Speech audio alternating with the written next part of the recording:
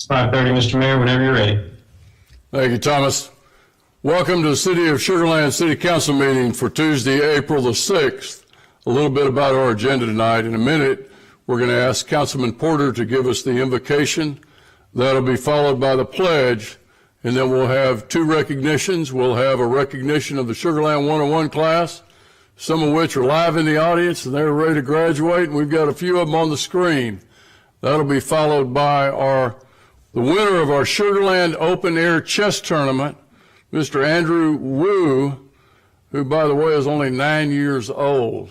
So the future is bright for the city of Sugar Land. Steve, if you would lead us in the invocation and the pledge. Mayor, I will indeed lead us in the invocation, but I'll ask you to do the pledge because holding up my laptop with one hand and putting the other hand over my heart wasn't working out too well earlier. So I'll turn it over to you for the pledge. But now you all are invited to join us in prayer.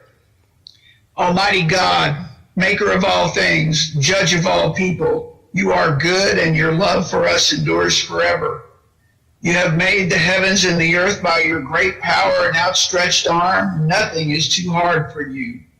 We pause now and acknowledge that to you all hearts are open, all desires known, and from you no secrets are hidden.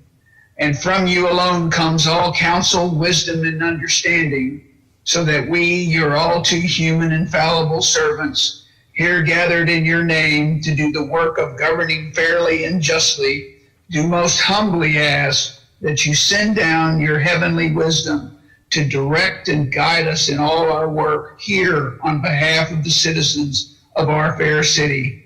And grant that we, having reverence for you and awareness of the sure judgment to come, will lay aside all private interests, prejudices, and partial affections. And further, grant that the conduct, discourse, and deliberations of those here present may be to the glory of your most blessed name.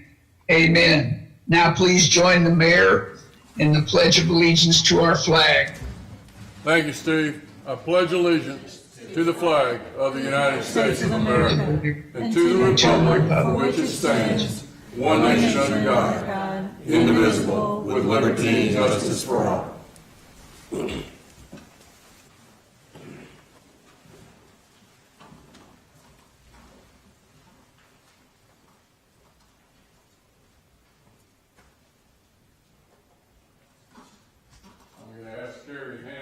Down here with me. I don't think I'll need the microphone.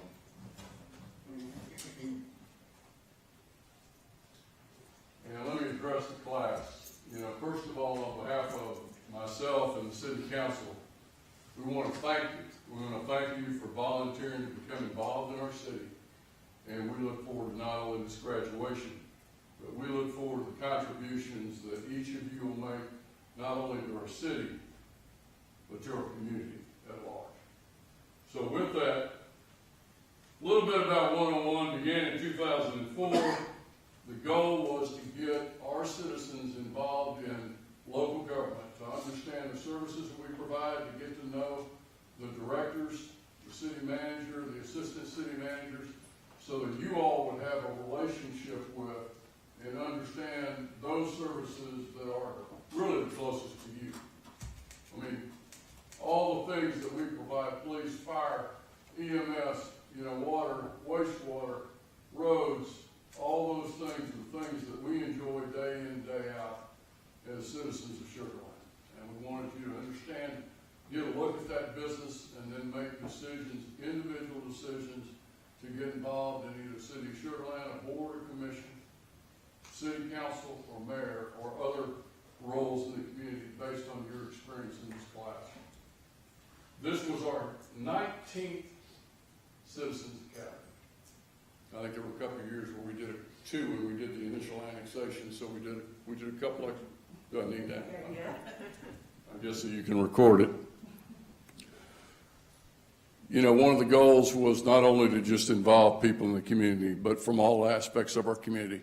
As you know, I look around the room and we all know that we have a lot of different cultures, most diverse city in the most diverse county in the United States. That's not hearsay, that's fact. And it was to get everybody involved. Everybody has something to contribute from each one of the cultures, regardless of race, religion, or gender. And you look around the room, and that's indeed what we have. 40 of you, you got a chance to look at the 5 things that govern everything that we do on City Council. First and foremost, safest city in America. That's been that way long before I got even on City Council, much less mayor. Strong local economy. You've seen and you've heard from Jennifer, our economic development folks.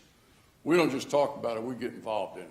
We're active. We were active in sweet cash. We were active during the pandemic to make sure that we helped as many of our small businesses and large businesses as we could. Responsible city government. Everything we do is done with you as the citizen in mind. We're transparent. Every council member is available by phone. I'm available by phone. City manager, assistant city manager, staff are all available, by phone or email. Great place to live, work, and shop. We've added the shop recently after and with the mall and of course with Sugarland Town Center, but we want this to be a total experience where people can live here, they can get their kids educated like I did here, raise their families, and then hopefully the families come back here. And then finally building community. We want the parks, we want everything that's available to our citizens available to everybody. Many of you know when I came on as mayor, I didn't say I was the mayor of the white guys. I said I'm the mayor of all the citizens of Sugarland. And that's the way I know our councilmen and women feel too. We want your involvement, we want your participation. So with that, I'm going to turn it over. Carrie, are you and Hannah going to introduce all the graduates? Thank you. Yes, ma'am. Thank you, Mayor. So as you mentioned, this was our 19th Sugarland 101 class, and I would have to say one of the most unique because we completed the classes completely virtually this time. 7 classes over the period of 7 weeks on a new day, and we tried holding them on a Wednesday evening. The members of the Sugarland 101 class committed their Wednesday evenings, like the mayor said, in learning more about their city, and now are better educated on how their city government works and are encouraged to become more active in their communities. Staff would like to ask City Council to recognize the members of the Sugarland 101 class of 2021. And we have some attending virtually and some attending here in person. And I have to say it's very exciting to actually finally meet some of our students who I've been seeing through the screen for all these weeks. Exciting for us to have something. Yes. Okay, we have Ahmad Bimani, Chris Borsos, Tarek Buhain, Rita Carroll, Jason Chan, Chris Crosby, Rob Cullison, Darla Fanta, Liz Furman, Richard Gerlovich, Joel House, David Kirsch, Jim Krall, Judy Lusky, Rajeshwari Mahesh, George Manoj, Dawn McFetridge, Eliza Momin, Tia Moore, Rusty Newworth, Robin Novak, Rosie Panalis, Nick Raha, Una Ramanathan, Ravi Ranhan, Jim Rain, Elsie Sanders, Chris Steckline, Thomas Thale, Diane Todd, Thomas and Denise Wu. We had a husband-wife team join us this time, and Ping Zhu. I would like to thank all of the city staff who served as presenters and support throughout this program this spring. And a special shout out to Hannah Schulman, who served as my right hand throughout the program. Thank you very much. And a special shout out to the city secretary staff, Natalie Serrano, Justin Perez, and Tia Moore, who many times helped behind the scenes and facilitating what could be sometimes a complicated meeting during via Zoom. And now I'd like to introduce our class speaker, Diane Todd. She'll say a few words. Good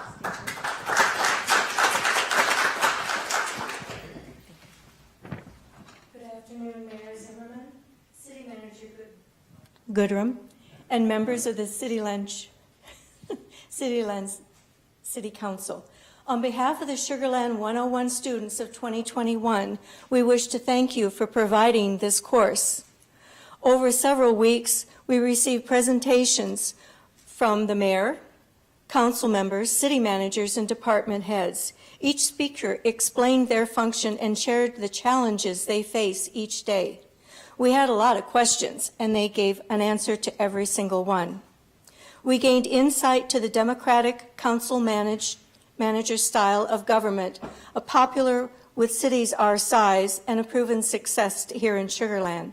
We learned equipment and services are bought or leased and why, where city funds come from and how they are managed, proving insight to the complex world of finance. We learned how the lights stay on and the water flows, why there are building codes and how they are applied. The police department showed us how they process evidence and shared a video of their official encounters, while the fire department provided a video and gave us life-saving hints in case of emergency at home. Conducting the Sugarland 101 class this year is a testament to the devotion of the city employees, living with a world pandemic. Going through a historical winter storm, class prevailed. We extend a special thank you to Carrie and to Hannah for keeping everyone informed and everyone online as we zoomed through this course successfully. It is a pleasure to live in a safe city with a strong economy, financially secured and focused on the environment, a city that enriches the lives of all residents every day. The class is over. The insight that you have shared with us is invaluable. It is now upon us to look inside ourselves for the talents that we possess and reach out to help our city. From the Sugarland 101 class of 2021, thank you. Thank you very much, Diane. It's very kind of you. Gary, I think we're going to do a photo, aren't we? Yes. So if the students who are in the audience could come forward and, Council members, y'all come yes, back. please. I'm going to take a group photo. And I have to say, Cindy told me not to wear jeans, so what I do, I show up in jeans and boots today. We'll hide you. That's all right. Yeah, I'll be in the back. I'll be back there with William. Yes.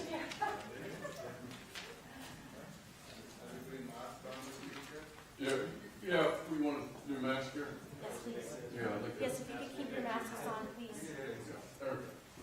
Come on. All right. Everybody be socially distanced. Spread out a little bit, yes.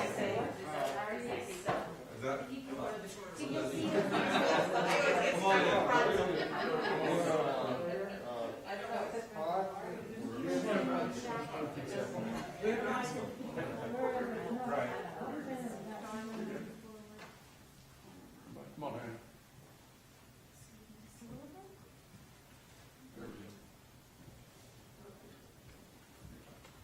All right, looking good, everyone. We're going to take a couple, since it's a large group. Everyone looking up here. All right, great. If you can't see me, I can't see you, so just make sure your heads are visible. You can see the camera. We're going to take a couple, starting right now. 1, 2, 3. 1, 2, 3. 1, 2, 3. Last one. 1, 2, 3. That's awesome. Thank you all very much. Congratulations. Say cheese. All right, good to see you.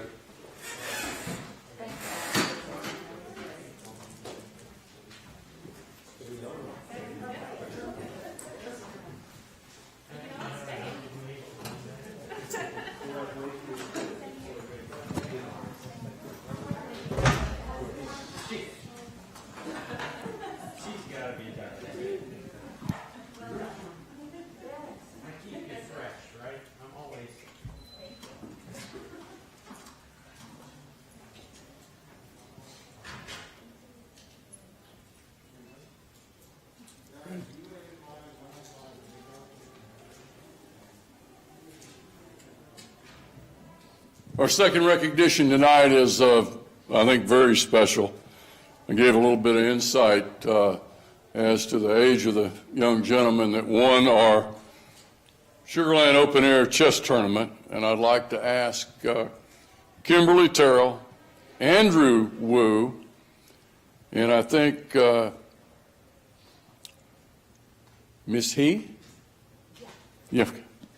Miss He, if you'd come up, and I think they told me that Catherine didn't make it.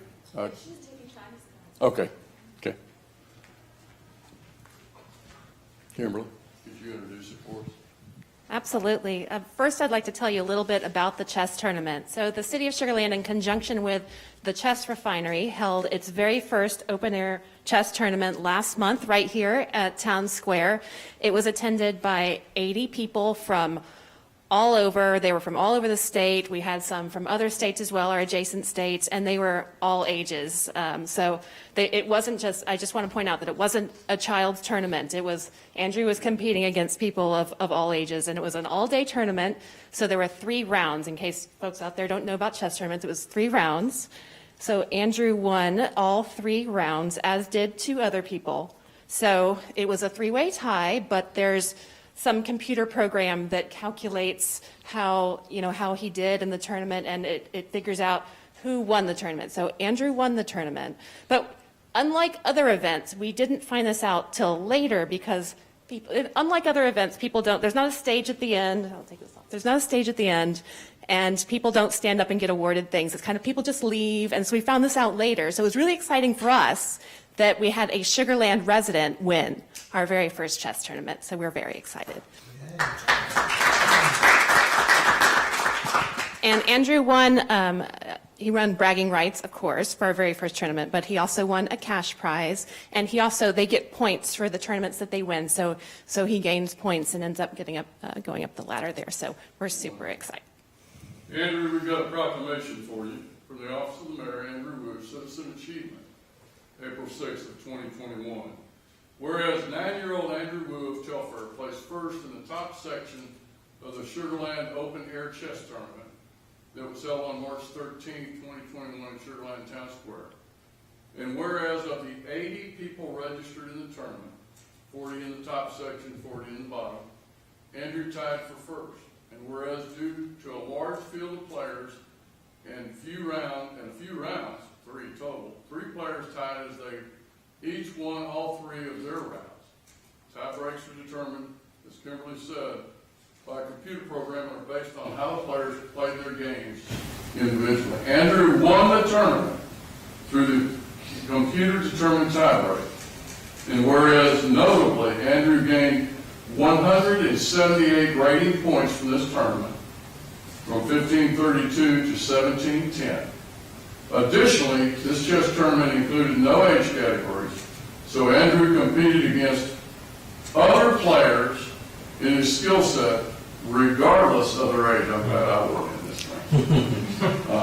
And this is a proclamation to honor you, Andrew, and then I think Kimberly's going to hand you the mic if you or your mom would like to address, the citizens of Sugar Land. We'd love for you to do that, or we can take a picture. We're going to take a picture too. And Mayor, we also have a special engraved chessboard for Andrew. There aren't any trophies given for the tournament, so we created a special Sugar Land chessboard with the date of the tournament on it for you, Andrew, to display and to hold very proudly.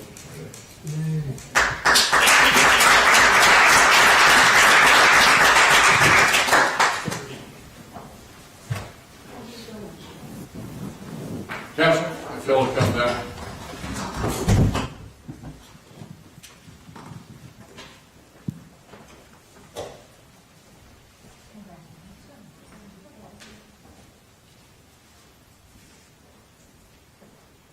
So you don't mind sticking right towards the center? That'd be great. Come this way. Yeah, right there. That's great. Awesome. Looking right here. 1, 2, 3. 1, 2, 3. Last one. 1, 2, 3. And looks great. Thank you very much. Andrew, congratulations. Oh, yes, ma'am. Congratulations. Huge honor. Where do you top there, do you live?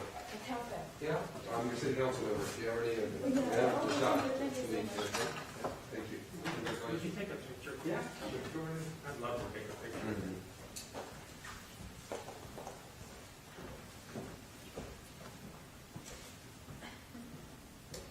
Thank you. That's all.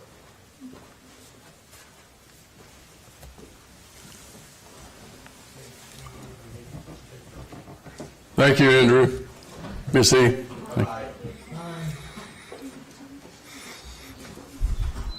All right, we're going to move on now to item number 1, public comment. Thomas, have we had anybody that would like to speak on any of the agenda items?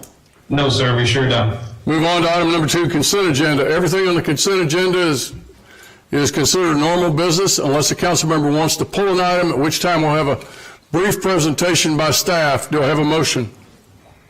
Motion to approve, Mayor. Got a motion by Kamali. Do I have a second? Second. Got a second by Jacobson. Your vote at this time, please.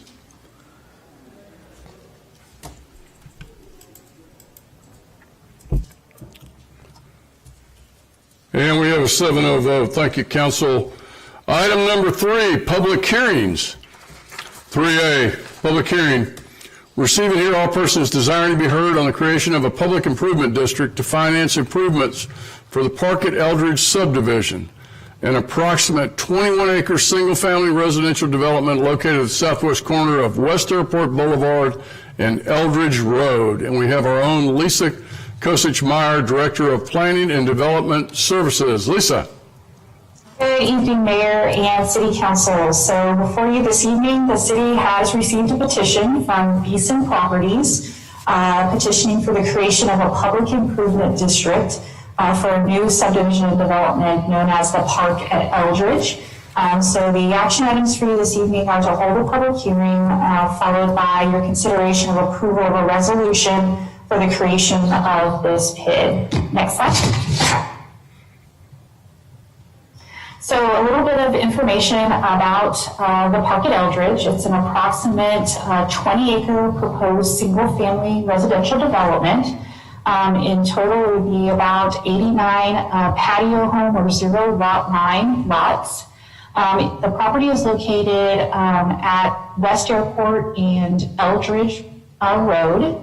The property is currently undeveloped and is not served by any public infrastructure. Furthermore, this property is not located within a municipal utility district. A couple of reasons there: didn't have the opportunity or the ability to be annexed into another MUD in the area. And then also due to the size of the development, it's really too small to create a separate standalone municipal utility district. Next slide. So a little bit of background about public improvement districts. They are essentially a financing tool that is authorized under the Texas Local Government Code, Chapter 372. They can be either located within a city limits of a city or a state. Essentially, they are established for the reimbursement of expenses of the improvements within the district. An assessment is levied on properties within the district to pay for those improvements. And essentially, they serve as an alternative to municipal utility districts. Some would say that they are, in fact, more cost-effective and more efficient than a municipal utility district. Next slide. So I want to briefly review with you the petition that has been turned in and that the city has received. Again, they are requesting the creation of a district, public improvement district, to finance the improvements within this particular Park at Eldridge subdivision. It was submitted by the property owner, John Beeson, who's trustee of Beeson Properties and is the owner of a majority of the property within the proposed boundaries of the district. This district also does include a boundary, or it includes a portion of West Airport Boulevard within the boundary for improvements to a turn lane to serve the development. Next slide. Thank you. So the eligible improvements that would go towards this district to include the construction of public infrastructure such as water, sewer, drainage facilities, streets, and sidewalks. The petition also outlines that the acquisition of real property could be included in the improvement, but there's no acquisition that is proposed for this reimbursement. In total, the cost of the eligible improvements would be $1,555,636 is the estimated cost of those improvements. Next slide. So the petition also outlines the developer would bear the cost of the improvements, less the amount of a city reimbursement of those eligible improvements, plus any interest that is earned. The method, also it outlines the method of assessment, which is subject to city council approval, would either be on a per lot or per acre basis. And it also establishes or outlines that the district would either be managed by the city council or a board of directors that is appointed by the city council. And all of these items will be outlined further and defined in the resolution that is before you for action this evening. Next slide. So with that, I'll step through what the resolution 2104 includes. It essentially creates the district to provide the improvements. And it outlines those proposed improvements along with the estimated cost. It establishes the boundaries of the district and proposes that the method and basis for the calculation of the assessment would be on a per lot basis. It also outlines the apportionment of costs. So again, the developer is responsible for the cost of the improvements reduced by a not to exceed amount from the city. Next slide. It also directs the city to publish a notice of authorization of the district's establishment. Again, if the resolution is approved tonight and the district is created, a notice must be posted in the newspaper. It also establishes that the district would be managed by the city council. It also approves a service and assessment plan for an initial 5-year period. And it includes a no sooner date for the start of construction of the improvement. Next slide. Wanted to also give a brief preview of the reimbursement agreement, which would be a future action item for City Council, again, if the district is created this evening. That agreement, some of the terms outline that the reimbursement would be due to the developer when there is a certain value that is reached within the district. And in this case, equal to or exceeding over $25 million. This is a performance-based agreement, so if the developer would not perform or would not meet that value threshold, then the city would not be responsible for the reimbursement to the developer.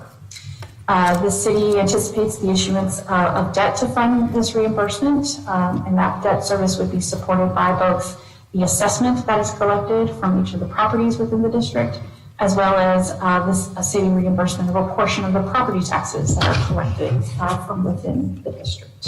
Next slide. Furthermore, that agreement proposes that the property assessments will be based again on a per lot rate based on the status of each of the properties as of January 1 of each that year. The assessment structure places homeowners on par with other properties and other locations that are within an in-city mud. Also, the initial assessment would begin in tax year 2022 and it would be included as part of the tax statements billed by the tax office. Next slide. Lastly, those assessments would be set annually by the City Council. So you would have an action item annually to establish that per lot assessment. And right now that is estimated to be $815 per lot. Next slide. So that really concludes an overview of both petition and the resolution, as well as a preview of the reimbursement agreement terms. All of the statutory requirements have been met for tonight's action. And so our next steps would be to hold the public hearing followed by your consideration of the resolution 2104. If the district is created and approved tonight, we would then publish the notice of creation in the newspaper, and we would bring forward the reimbursement agreement for your approval at a subsequent meeting.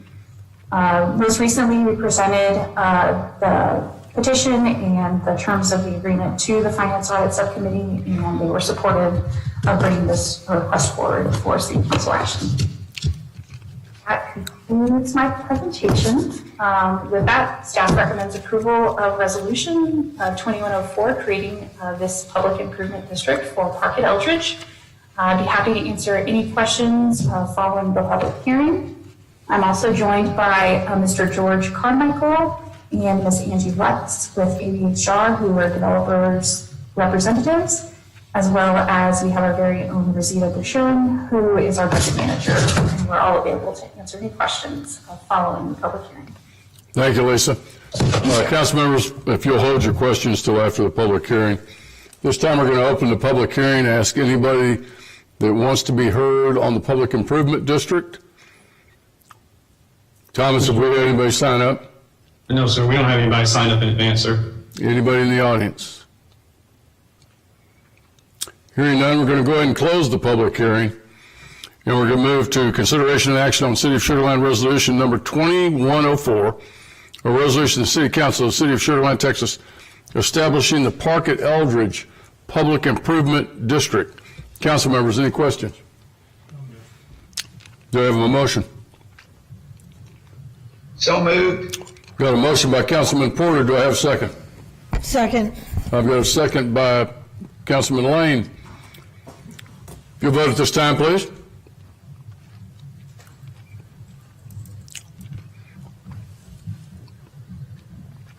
And it passes 7-0. Thank you, council members. Thank you, Lisa. Thank you. Item number 4, contracts and agreements. 4A, consideration of an action on ratification of a contract with Crowder Gulf in the amount of $350,000 for emergency debris removal services, and authorization of a budget amendment in the amount of $350,000 from the solid waste fund balance to the solid waste general operations and maintenance fund. We have with us Taylor Denesi, our environmental manager. Taylor, take it away. Good evening, Mayor, City Council. As you know, our solid waste collection services include twice a week garbage collection, once a week recycling, once a week green waste, and once a month bulk waste collection. Those services were impacted following Winter Storm Uri as it moved through the region the week of February 15th. It did result in the closure of many businesses and left residents at home for that week. We modified the schedule of services to ensure that safety remained a priority, and that we were able to continue to provide garbage collection services during the week. So we ended up rolling Thursday and Friday's collection for garbage to Friday and Saturday of that week. We canceled green waste collection and recycling collections for that week, and then we rescheduled the third Monday bulk waste service that was set for that Monday to later in the following week. Next slide. Following Winter Storm Uri, we activated the emergency resources provision of the Republic Services contract. That provision addresses the collection and disposal of increased volume of material that results from a state of emergency, and it also requires that Republic Services allocate additional resources to help collect that material. Next slide. Our initial focus following the storm was providing those extra bulk waste collections as we had identified homes that were damaged from broken pipes and water damage. We wanted to make sure that residents had the opportunity to get that material collected and picked up and help them recover from the event. We did temporarily expand the list of accepted bulk waste items to include construction and demolition debris, and we provided 2 rounds of bulk waste collection for all residents throughout the course of 3 weeks following Winter Storm Uri. Next slide. We did suspend the collection of green waste for 2 weeks following the storm in an effort to prioritize the collection of garbage, recycling, and those bulk waste services that I just spoke about. And we did experience collection delays across the city when we resumed green waste service the week of March 1st.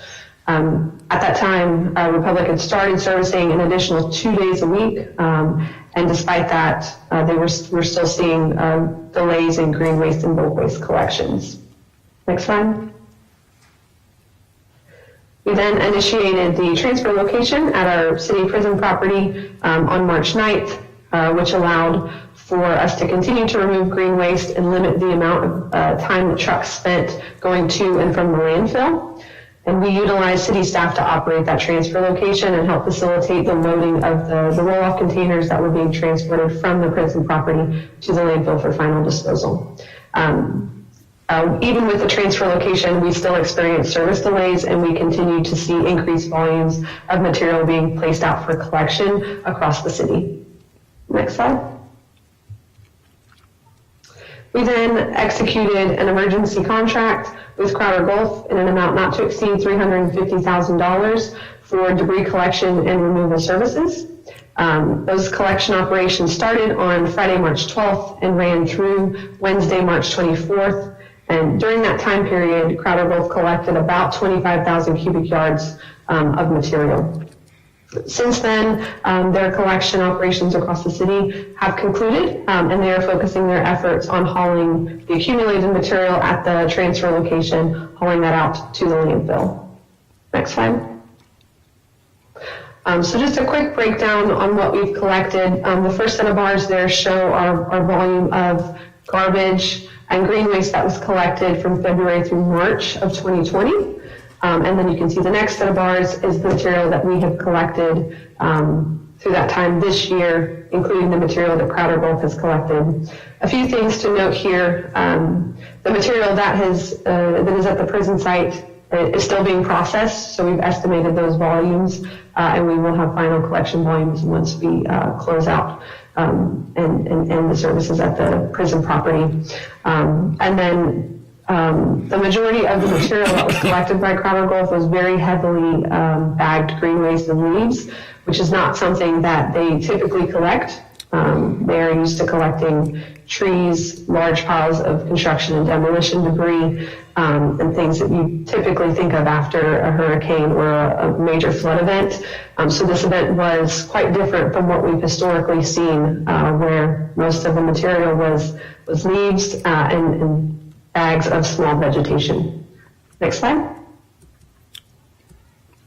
So looking to the future, a few things that we've taken away from this event is that the debris and damage assessments that we conducted initially, like we always do following a weather event, as soon as the roads are operable, our staff are out sweeping the city to identify damaged homes and commercial businesses. We should have continued those assessments more routinely over those following weeks after the storm, and had more of a focus on, in addition to construction and demolition debris, also vegetation and capturing what that landscape looked like, so we could start to predict what would be out at the curb for collection. And then initiating that debris collection services contract with Crowder Gulf sooner when we started to see the initial collection delays across the city. And also looking at more of a combined approach with the contractors, where we dedicate each contractor to a certain task for collection services. Next slide. We'll also look to improve the communication efforts between the city and the contractors to ensure we're getting accurate information back from the contractors and can relay that into a consistent message for our residents. And provide that message through a more uniform platform, being the city website, and use that to house all of the information related to the debris operations for the event. Next slide. There will be a budgetary impact for the debris operations. At this point, FEMA has not opened up the reimbursement for expenses related to debris collection and removal. So this operation will be funded through the Solid Waste Enterprise Fund. Next slide. And we are recommending the ratification of the expenditures and the approval of a budget amendment in the amount of $350,000 from the solid waste fund balance to the solid waste O&M budget for the emergency debris collection and removal services provided by Crowder Gulf. Next slide. That concludes my presentation. I'd be happy to answer any questions regarding the Crowder Gulf contract. Thank you, Taylor. Questions from council members? Carol? Thank you, Mayor. Yes, I agree about, I guess, allocating particular contractors to do particular services, because there were just dozens of bags in front of maybe even a single home in First Colony and some other areas with oak leaves in there. And that's something I heard reports from Austin Meadows and other areas that when Crowder Gulf tried to pick up those bags, they would sometimes break. And then also, there's so many trees there, it was hard. It took a lot longer for Crowder Gulf to, I guess, position themselves. They sometimes couldn't access the bags of the green waste material because of the trees, so they'd try and try and try. So then they would actually end up having to, move the bags out into the street so they could collect them from the street. And it took a lot longer to do that than having, 2 or 3 people jump off the back of a truck and just, so throw them in like that. So I definitely agree with that point. And so I know we're allocating a maximum of $350,000 to Crowder Gulf. So what was the actual charges from them? And then also, how much an additional did we spend with Republic when we activated their emergency contract? So the Crowder Gulf is still currently working. We do not have the final amounts for that contract, and we'll provide that information to council when we have it. And as far as the Republic Services operation, we have yet to get any invoices from Republic Services. As soon as we get those, we'll be reviewing that to determine what expenses need to be paid. Thank you. Michelle? Just to piggyback off of Carol's question, the $350,000, do we have a price per cubic yard in the contract that we're charged? Do we have that, or is it the standard fee that different companies will give us? And just to clarify, that's in relation to Crowder Gulf, correct? Correct. That rate was determined by a daily rate per truck. Okay, so we do know what the rate should be based on how many trucks they sent out and how many visits they made, right? So we have a good idea of that. Yes. Does the actual pickup of the debris have anything to do with it, or is it just the number of trucks and the number of visits that they made? It's solely based on the number of trucks that operated. Okay, so then we should have a good idea of what our expenditure is to date since we're done. We're still utilizing trucks to haul material from the prison property. Got it. So those trucks are still being utilized, and that's adding on to the charges. Thank you. Thank you for that clarification. Thank you. Taylor, if I remember, it was a negotiated rate per truck, and that included the manpower on the truck. Yes, sir. Okay. William? Mayor, thank you. Taylor, if I recall, I believe the number for the councilman was around $2,800 a truck. I may be wrong. You'll know that number better than I. Given that we have probably, that I know of, never seen anything quite like what we just went through with green waste, the fact that this is sort of open-ended, we're at $350,000 plus other invoices. Is this common? Is this normal? I've personally never been through anything like this to where we had open-ended expenditure to these services. Do we have any expectations? Are they telling us 5 more days, 10 more days? Do we have any idea? So as of right now, we anticipate that Crowder will work for another 7 days, hauling material off from the prison property to the landfill. And then we'll also anticipate Republic's potential invoice increases? Correct. Okay. I'll make a motion to approve. Second. Second. Second. And a second by Nishad. Any further questions? Vote at this time, please.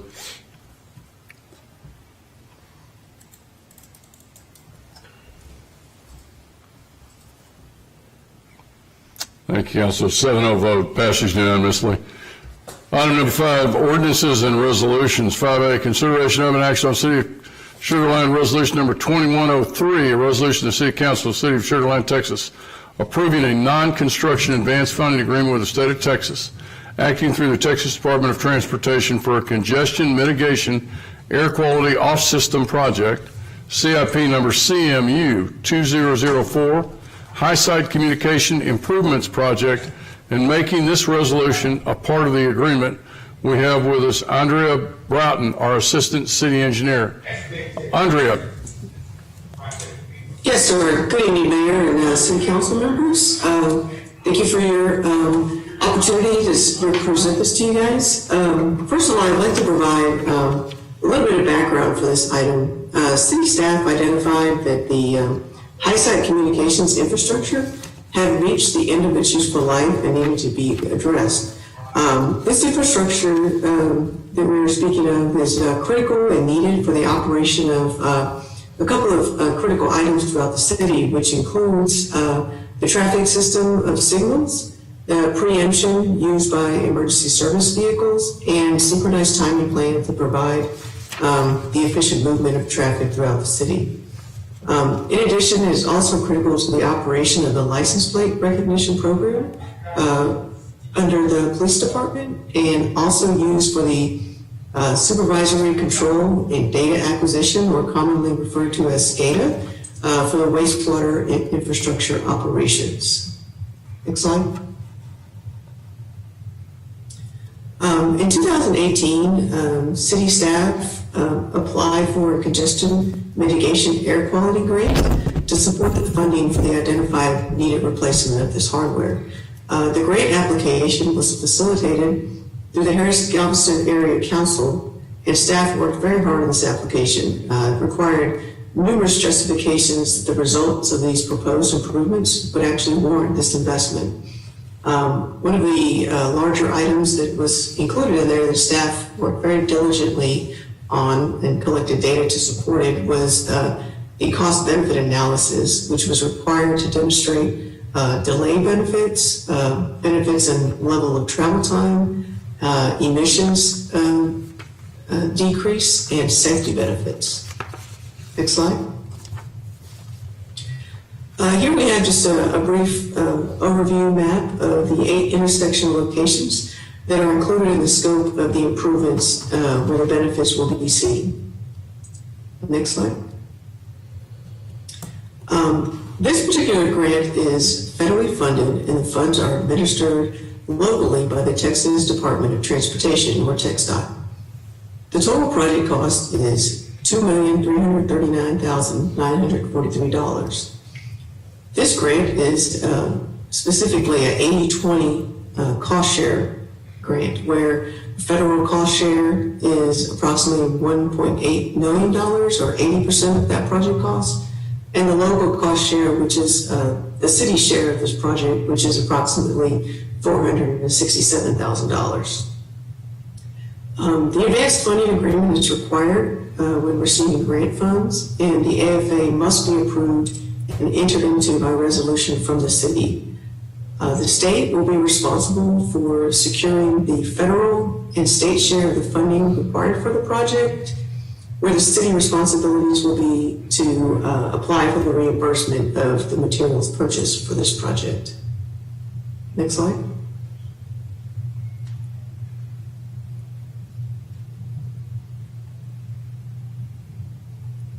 I apologize. A look ahead following this evening's meeting will be that with the approval of the AFA, if approved, the following actions would take place. We will move forward with a contract for the purchase of these materials with the idea that this will be brought to council at the next meeting on April 20th for approval. The procurement and fabrication of the materials will begin in late spring this year, with a projected completion of the procurement by midsummer. Upon the completion of the procurement of the materials, the installation will begin towards the end of the summer. And following the purchase of these materials, the city will, as mentioned earlier, request the 80% reimbursement for the materials purchased in accordance with the grant. Next slide.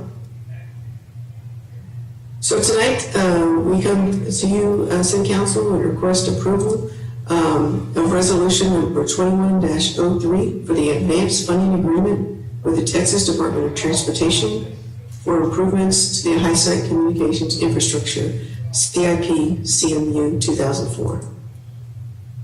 Next slide. And I'm available for any questions that you may have on this item. Any questions for Andrea Stewart?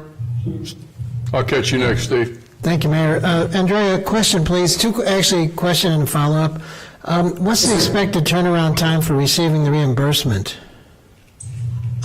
Typically, it's going to be a maximum of 60 days, but typically it's a little bit quicker that they've seen, but they didn't want to commit to anything quicker.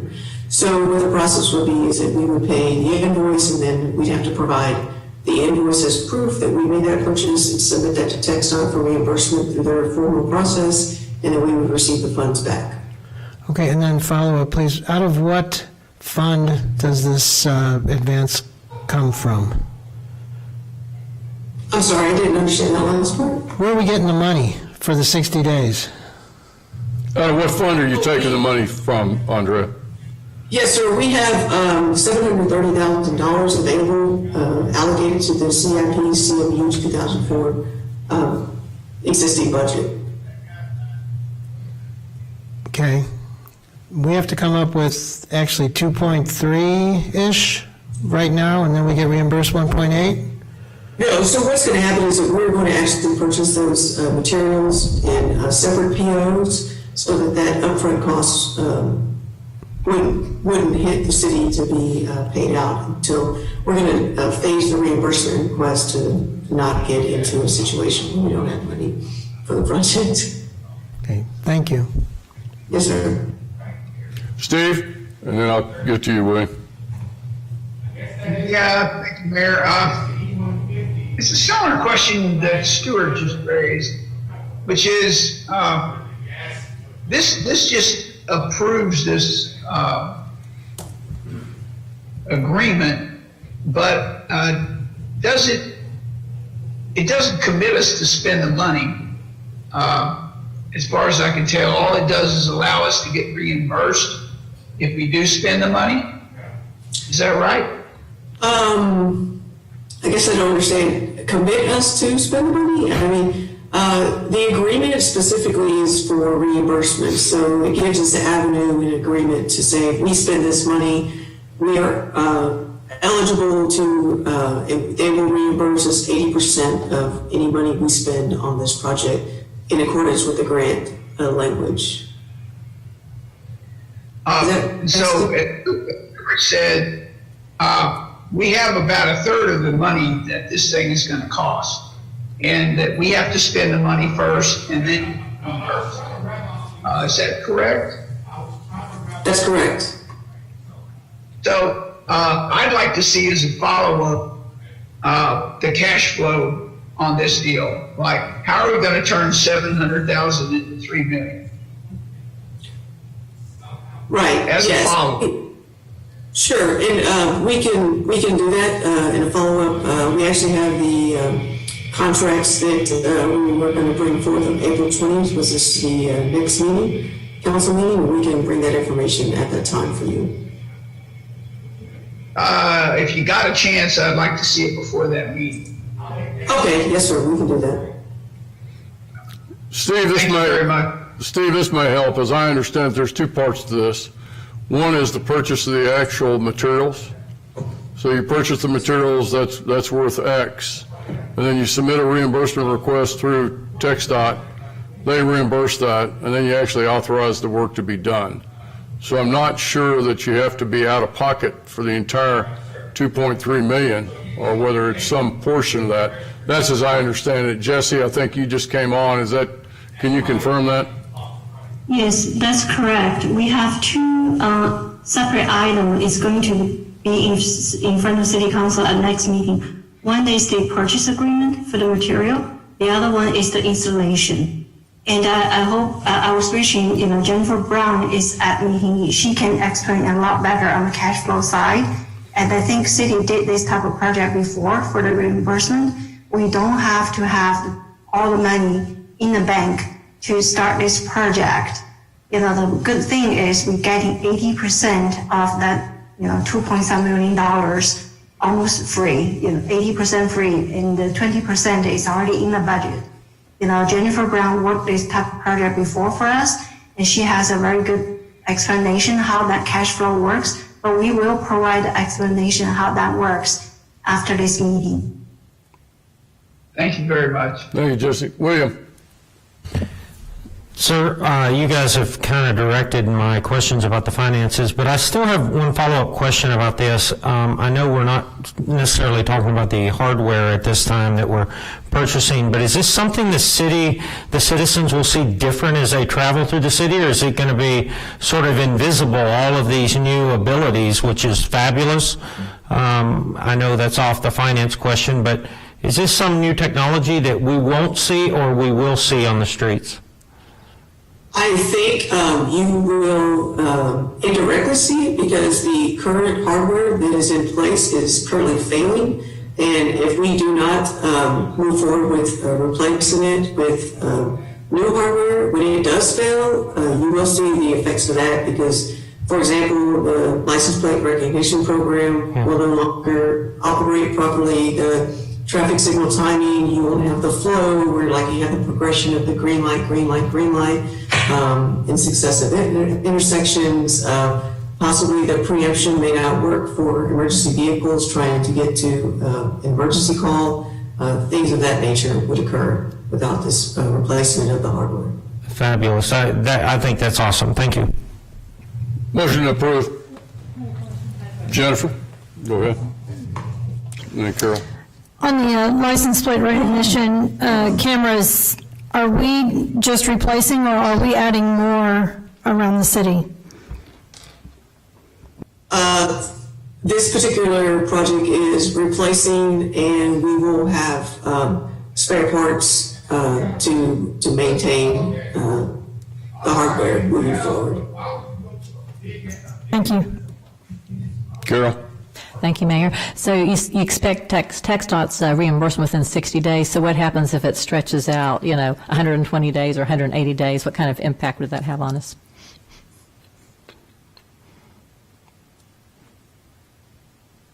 I would have to visit with Jennifer Brown again on the finance side, but we can provide that information in cash flow information for the council. Okay, thank you. I'll second the mayor's motion. I think the answer to that is when you look at our balance sheet, we've got substantial reserves in backup. So to the extent that we need to do some kind of an inter-account balance loan, we could very easily handle that. So we've got, and that's what those cash reserves are there for, is in the case you got an extenuating circumstance. Mayor, can I ask one more question about that then, please? Sure, Steve. Go ahead. We have been approved for the grant, and so how much control does TxDOT have over approving or not approving the invoices we send up there?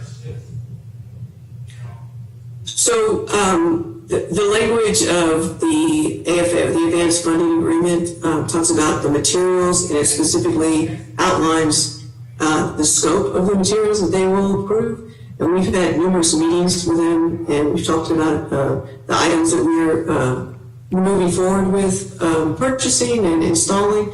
And I think we have that pretty well covered. It does have language in the document that references the items that we are looking to purchase. So the material and the hardware we are going to purchase follow the TxDOT standards, and the installation is approved methodology by TxDOT as well. So that's all laid out in the advanced funding agreement. So I don't see any reason they reject our reimbursement requests. Correct. Other than the fact that they've got no money in their budget. But anyway, okay, I just wanted to have an idea of what their ability would be to slow walk this. Okay, thank you. Yeah, that's still a cash flow issue. We definitely will provide you an answer. Like I mentioned, the first contract is the purchase through a buy board. That's not the total amount. And then followed up with another contract, which is installation. So we're not going to spend the total dollar amount once. Correct. Thank you, Jessica. Who else? I've got a motion. I've got a second. Any other questions? You'll vote at this time, please.